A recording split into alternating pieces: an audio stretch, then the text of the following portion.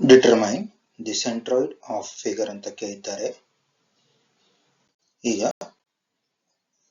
ಒಂದೊಂದಾಗಿ ಇದು ಒಂದು ರೆಕ್ಟ್ಯಾಂಗಲ್, ಇದನ್ನ 1 ಅಂತ ಹೇಳೋಣ. ಇದು ಎರಡನೇ ರೆಕ್ಟ್ಯಾಂಗಲ್ ಅಂತ ಹೇಳೋಣ. ಇದನ್ನ ಮೂರನೇ ರೆಕ್ಟ್ಯಾಂಗಲ್ ಅಂತ ಹೇಳೋಣ. ಈಗ ಏರಿಯಾ ಆಫ್ ರೆಕ್ಟ್ಯಾಂಗಲ್ 1 ಎಷ್ಟಾಗುತ್ತೆ ಅಂದ್ರೆ ಇದು 50 ಮತ್ತೆ ಇದು 300.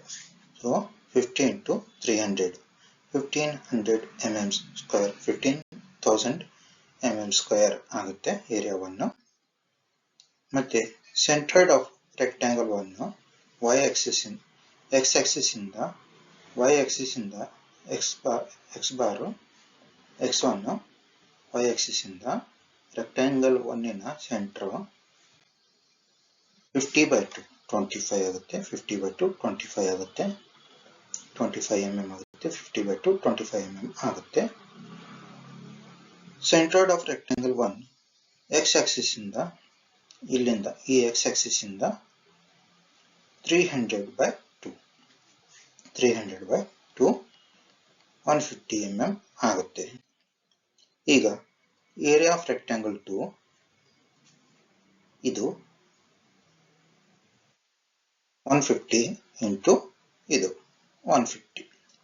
So length into height, length into breadth 150 into 150 22,500 mm square ಆಗುತ್ತೆ.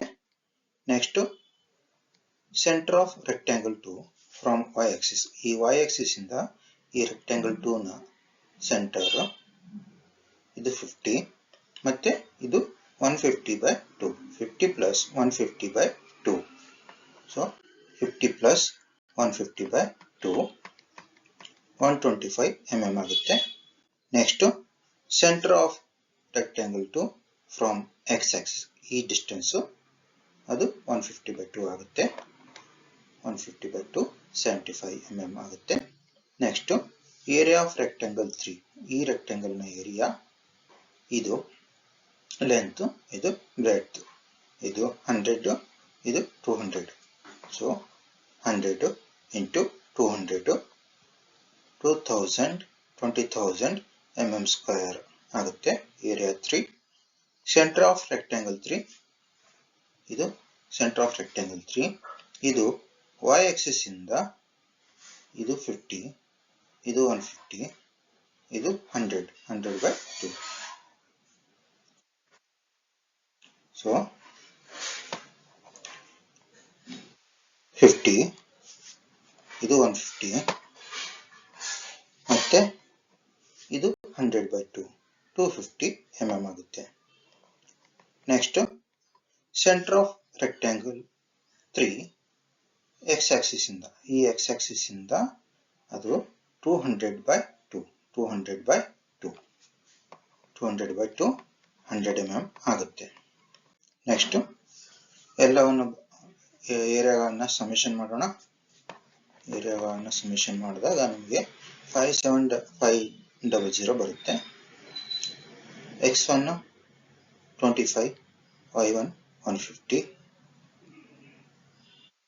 x2 75, y2 75 ಬಂತು. x3 100 ಮತ್ತೆ y3 50 mm ಬಂತು.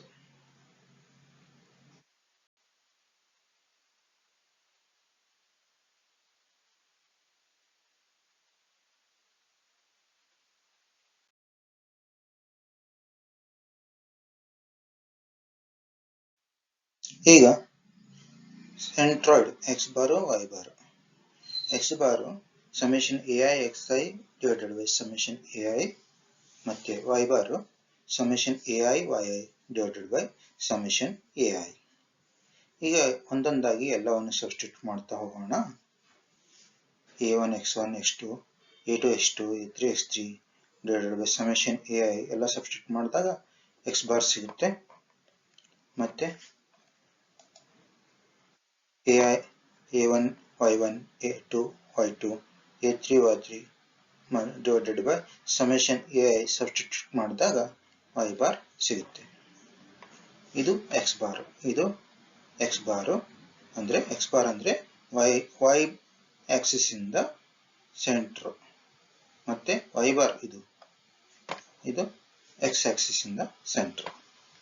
ಸೊ ಎಕ್ಸ್ ಬಾರ್ ಮತ್ತೆ ವೈ ಬಾರ್ ಸೆಂಟರ್ಗಳ ಡಿಸ್ಟೆನ್ಸಸ್ಗಳು, ವೈ ಆಕ್ಸಿಸ್ ಇಂದ ಮತ್ತೆ ಎಕ್ಸ್ ಆಕ್ಸಿಸ್ ಇಂದ.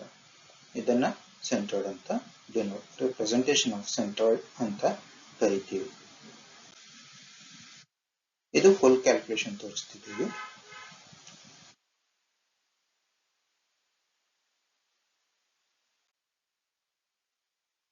Representation of centroid